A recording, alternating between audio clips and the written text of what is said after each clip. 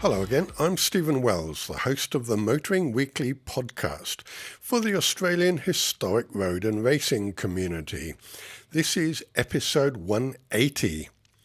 I went out to One Raceway this week to meet with members of the GEAR, that's the Golden Era Auto Racing Club, where a wide range of machines were being put through their paces on a warm windy day with temperatures perfect for trek use. In between catching up with previous interviewees and members from various car clubs and the Australian Motor Heritage Foundation who were acting as pit crew, and I was watching the racing, I managed to get in 6 interviews. This is interview 1 with Robert Willets, who brought his 1965 Nota Formula V, which has a great history. I'm with Robert Willets, who's got a very nice Nota Formula V, and it has a bit of a special history. Robert, tell me a little bit about the car, first of all. Yeah, this car originally belonged to the AARC based at Warwick Farm. In 1965, Jeff Sykes at the AARC, he commissioned Guy Buckingham to build 2 Formula Vs for club use. They were trying to introduce the Formula V class to Australia. So Car 1, and this was Car 1, and Car 2 were based at Warwick Farm. And it was a bit of like, come and try the car, see what you think. Can we introduce you to this class? And this car was one of those in this livery. The original livery was green. Later they were painted in the livery as it is now, as Shell sponsored the fuel for the program. Right, okay. And so this was built locally from moulds and things that were imported from the US? No, not at all. The car was built by Guy Buckingham. It's a Nota at Nota Cars. The chassis number is 67465, denoting that it's the 67th Nota car that Guy built. Number 4 was the 4th Formula V chassis that he built, and 65 means the year that it was built. Yeah. So Guy built the chassis. Obviously, they used the Volkswagen H-beam front end, Volkswagen engine and transmission. The fiberglass bodies were built by a Sydney gentleman by the name of Ted Proctor, and all the Notas have the same body panels. In those early days, a lot of people elected to build their own Formula Vs, and some went to Nota and bought the body panels off Nota to fit to their cars. A notable one would be John Moxon, who built one called the Moxon V. And if you park that car beside this one, they almost look identical. But underneath, chassis-wise, they're completely different. So the idea was to bring in Formula V with the Volkswagen kit. That idea had come out of the US, hadn't it? So these are purely homegrown Australian-built vehicles. Yes, homegrown as in assembly. Like as you said, the concept came from the US. What was a very cost-effective introduction to motorsport for a lot of people. So, and they grew. It wasn't many years in the Formula V fields, firstly at Warwick Farm and then up at Catalina and all throughout Victoria and Queensland. They started to become very popular. Yeah, I was at one of the events earlier in the year for celebrating the 60th anniversary of Formula V. 65 was a good year because I was born that year. And it was great to see 60 cars out there on the track. Yeah, it certainly was. It was a great thing to be a part of. At the 50th and 55th anniversaries, this car led the parade as being the oldest car present.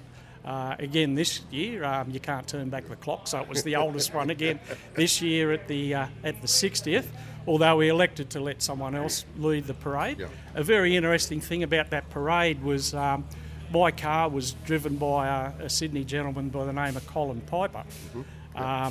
The reason that I asked Colin would he like to drive the car, back when these Car 1 and Car 2 were kept at Warwick Farm, Colin and Peter Windsor, who is now very well known as a journalist through Formula 1 circles and a former manager of Williams' team, as young lads, Peter and Colin Piper used to look after these cars down at Warwick Farm. They'd go down in the afternoons or on weekends, give them a polish up, and they've told me they always seem to find a reason why they had to go and do a few laps.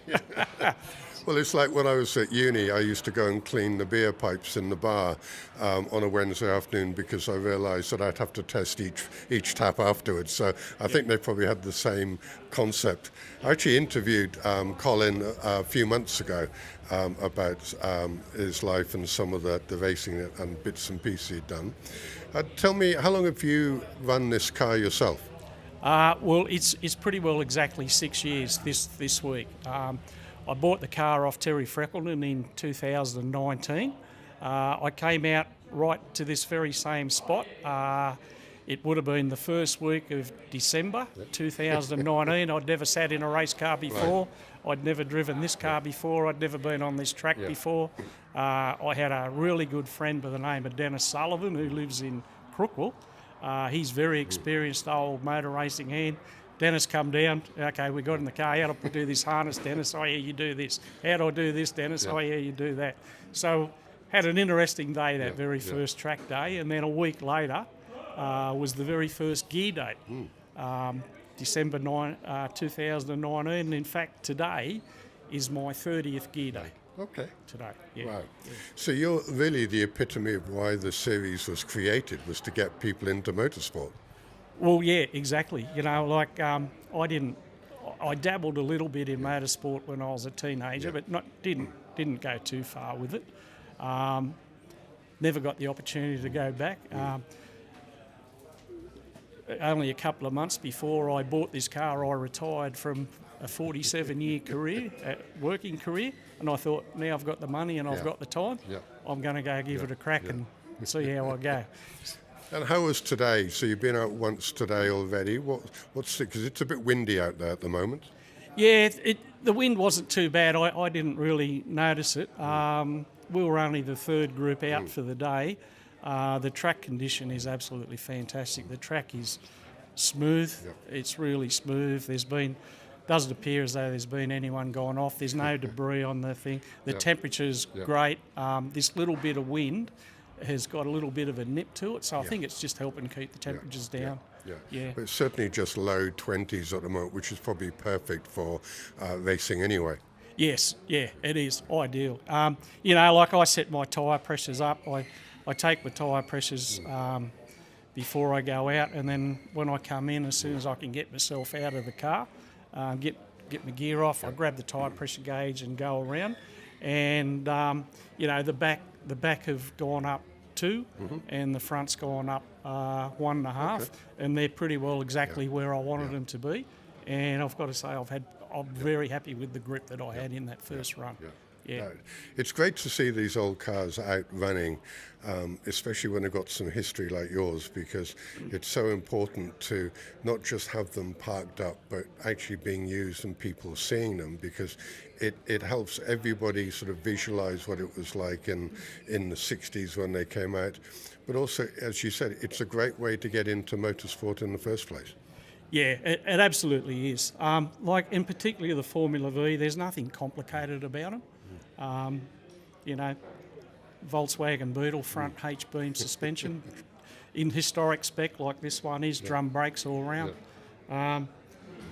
VW engine, VW gearbox. With the history of this car is the only one, as far as I know, that's still running that has the original Volkswagen 36 horsepower split case gearbox. I specifically kept it that way. The one that was in the car when I got it, it failed. I sourced another one. People were saying, go to the later model gearbox like everyone else has, and I said, no, this car is it's potentially the most historically significant Formula V in Australia. And there's a way this car should be, and all the while I own it, that's the way the car will stay. And when I bought the car from Terry Freckleton had owned the car from 1973 to 2019, and that's the way Terry kept it. And That's the way I intend to keep it. Thus, I've kept Terry's name on the car. Yeah, that's nice. That's a good nod to Terry as well. And you're doing the HSRCA events as well as Gear Club. Do you do any other track days specific for Formula V? No, not specifically. I've done, as I said, I've done over that period of time. Today's my 30th gear day. I think I've done about 6 HSRCA meetings now. I went down to Winton for the Festival of Speed in August. There was a contingent of 12 Formula Vs down there, but unfortunately the grid mix was not pleasant. We ended up in with some very, very fast race cars. So that was a weekend of looking in rearview mirrors. Apart from that, I've done one hill climb at Huntly with my home car club, which is Wollongong Sporting Car Club. I've done the one hill climb there with them, and that really steep hill doesn't suit this car. The gearing and the steepness of the hill, it's a power hill. No, it doesn't suit an antique Formula V. So when I still go to every one there, and I help officiate so the other members of the club can have their run there. I've been up to the Grafton historic hill climb. I've run the car 3 times up there. Okay. That is a very good hill climb for the Formula Vs. I've tried to encourage some others to go because it's not a straight out hill climb per se. It's from the start it's very steep with a very sharp left-hander and then another steep pinch, a sharp right-hander at the top. And then there's an absolutely lovely little figure 8 course at the top that you do the figure 8 before you cross the finish line. And the V might not be the fastest up the hill, but around that figure 8 course, it certainly really enjoys itself. Yeah. That's excellent. Thanks for your time this morning. Enjoy the day, and I'm sure you will. It's great to have a look at number 1, I guess. Yeah, well, it was number 1 of the AARC cars. It was, as I said, it was the fourth Formula V that Nota built. And it's the oldest car here. It's now running number 83, and I'm thoroughly enjoying it. Perfect. Thank you. Good. Thank you, Stephen. Thank you. Robert noted that Colin Piper had driven the car recently, and go back and listen to episode 175 to hear about Colin's racing and the work at the AMHF. To finish off the podcast, the Gear Club have 5 race meetings next year, as well as invites to the 3 HSRCA events, and the club website is in the podcast detail. And don't forget, if you like this content, subscribe to the podcast through your favourite player, whether it is Apple, Spotify, iHeartRadio, Audible or Samsung, and YouTube, to get the episodes delivered as they're published. You can also subscribe to the website motoringweekly.com.au, and you can listen to all the episodes there if you don't use a podcast app.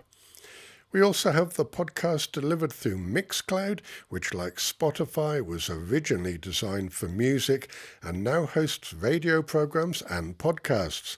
So if you like classic rock music, then once you've listened to Motoring Weekly, find White Rabbit Radio, which is our sister radio program.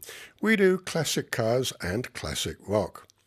I'm Stephen Wells, and you've listened to Motoring Weekly, the podcast for the Australian historic road and racing community.